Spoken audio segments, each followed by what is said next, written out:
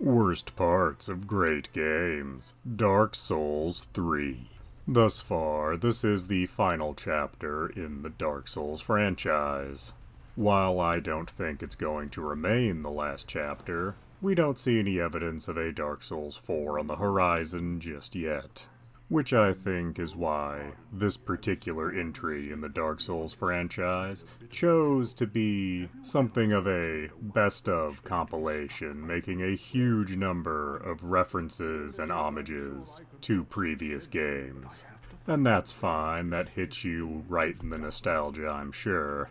But what is annoying about this is some of the NPCs and their storylines you only get one chance to do. But for some reason this isn't universal across the board.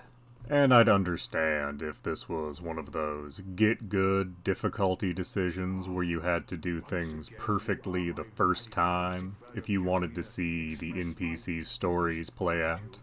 But it only happens sometimes, and I can't seem to work out any rhyme or reason as to why it's like this for certain things.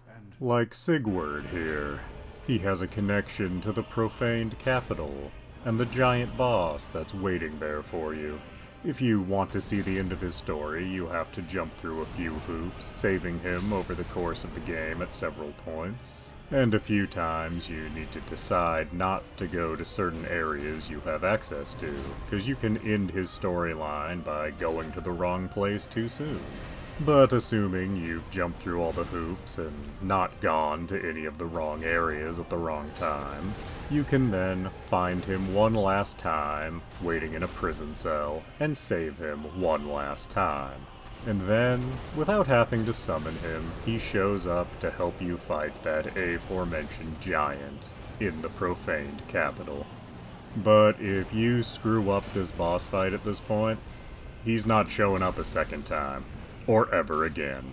And your opportunity to see an end to Sigurd's storyline is simply gone.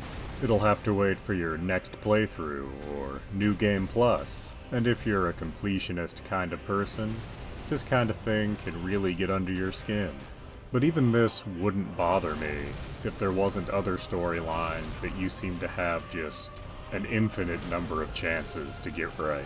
So really, what's bothering me here in Dark Souls 3 is the inconsistency. And that inconsistency is truly the worst part of this great game.